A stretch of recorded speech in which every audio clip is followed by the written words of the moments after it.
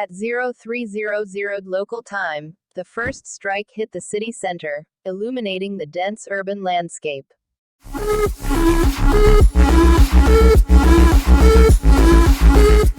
ඔයාලා දන්නවද මේ වෙනකොට මුළු ලෝකයේම කම්පනයට පත් වෙන යුද්ධයක් පටන් අරගෙන. අවුරුදු 46ක් තිස්සේ හැංගිමුත්තන් සෙල්ලමක් වගේ තිබුණු සෙවනැලි යුද්ධය, එහෙම නැත්නම් ෂැඩෝ වෝ එක දැන් ඉවරයි. ඇමරිකාව සහ ඊශ්‍රායලය එකතු වෙලා ඉරානයට එරෙහිව මහා පරිමාණ යුද්ධයක් පටන් අරන්. ඒකට කියන්නේ ඔපරේෂන් මිඩ්නයිට් හැමර් කියලා. මේක නිකම්ම පොඩි රණ්ඩුවක් නෙමෙයි. මේක මැද පෙරදිග ඉතිහාසයේම වෙනස් කරන ලොකුම පිපිරීමයි. අපි බලමු ඇයි මේක මෙච්චර දරුණු කියලා. ඇයි මේ රටවල් මෙච්චර කාලයක් එකිනෙකාට වෛර කරන්නේ? අපි අවුරුදු 40ක් ආපස්සට යමු. 1980 ගණන්වල ඉරානයයි ඉරාකයයි අතර අවුරුදු 8ක් තිස්සේ දරුණු යුද්ධයක් තිබුණා. ඒකෙන් ඉරානයේ ඉගෙනගත්ත ලොකුම පාඩම තමයි කවුරුත් තමන්ව බේරගන්න ඉන්නේ නැහැ, තමන්ම ශක්තිමත් වෙන්න ඕනි කියන එක. අන්න ඒ ක්‍රෝම එක, එහෙම නැත්නම් කම්පැනියෙන් තමයි IRGC කියන හමුදාව හැදුනේ. ඇමරිකාව වගේ ලොකු රටවල් එක්ක කෙලින්ම ගහගන්න බැරි නිසා ඉරානය, ලෙබනනය, ගාසා තීරය සහ යේමනය වගේ රටවල තමන්ට හිතවත් කණ්ඩායම් හැදුවා. ඒගොල්ලෝ තමයි ඉරානයේ පලිහ වුණේ. ඒකට කියන්නේ ස්ට්‍රැටජික් ඩෙප්ත් කියලා.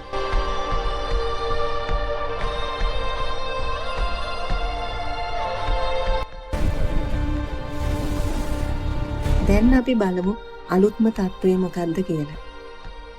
This is a major military operation. ඇමරිකානු ජනාධිපති ඩොනල්ඩ් ට්‍රම්ප් මේක හඳුන්වන්නේ මේජර් මිලිටරි ඔපරේෂන් එකක් විදිහට. එයා ඉරානයේ මිනිස්සුන්ගෙන් කෙලින්ම ඉල්ලීමක් කරනවා මේ පාලනය පෙරලලා දාන්න කියලා. ප්‍රධානම ප්‍රහාර එල්ල වෙලා තියෙන්නේ ඉරානයේ නියුක්ලියර් මධ්‍යස්ථානයේ තියෙන ෆෝඩෝ, නටන්ස් සහ ඉස්ෆහාන් කියන ප්‍රදේශවලට.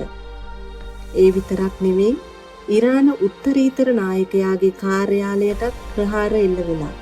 ඒත් එක්කම මුළු ඉරානයේ පුරාම ඉන්ටර්නෙට් සම්පූර්ණයෙන්ම කට් වෙලා ගිහින්.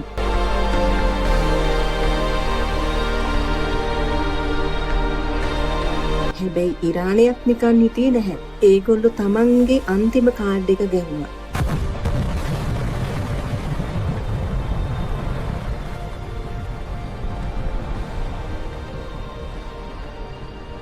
ඉතිහාසයේ එල්ල කරපු විශාලම මිසයිල් ප්‍රහාරය ඇමරිකානු කඳවුරු වලට එල්ල කළා.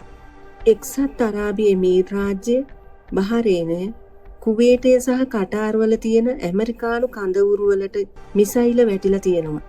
බහරේනයේ තියෙන ඇමරිකානු නාවික හමුදා මධ්‍යස්ථානයටත් දරුණු හානි වෙලා. අවාසනාවන්තම දේ තමයි අබුඩාබි නුවරට පතිත වුණ මිසයිල සුන්බුන් නිසා එක පුද්ගලයෙක් මිය ගිහින්. මේ තත්ත්වය නිසා ගල්ෆ් කලාපය හරහා යන සියලුම ගුවන් යානා දැන් වෙනත් මාර්ගවලින් තමයි පියාසර කරන්නේ. දැන් අපි ලංකාව පැත්තට එමු. සෝෂල් මීඩියා වල ලොකු කතාවක් යනවා විදේශීය යුද යානා ලංකාව උඩින් යනවා කියලා. යාළුවනේ, ඒක ගැන බය වෙන්න එපා. අපේ ගුවන් හමුදා මාධ්‍ය ප්‍රකාශකතුමා කිව්වේ මේ දවස්වල දකින ගුවන් යානා වැඩිවීම අපේ ගුවන් හමුදාවේ 75 වෙනි සංවත්සරයට කරන පෙරහුරු මාලාවක් විතරයි කියලා. ඒක මේ යුද්ධයට කිසිම සම්බන්ධයක් නැහැ. ඉතින් සෙවනැලි යුද්ධය ඉවරයි. දැන් ඇත්තම යුද්ධයක් පටන් අරන්. මේ යුද්ධය ලෝකයේ තෙල් මිලට වගේම අපේ ජීවිතවලටත් කොහොම බලපායිද?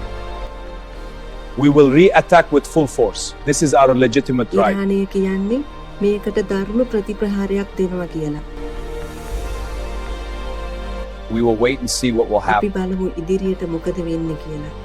ඔයාලගේ අදහසත් පහලින් කමෙන්ට් කරන්න යන්න. ලෝකයේ අලුත්ම තොරතුරු දැනගන්න අපිව සබ්ස්ක්‍රයිබ් කරලා තියාගන්න. ගිහින් එන්නම් සුබ දවසක්.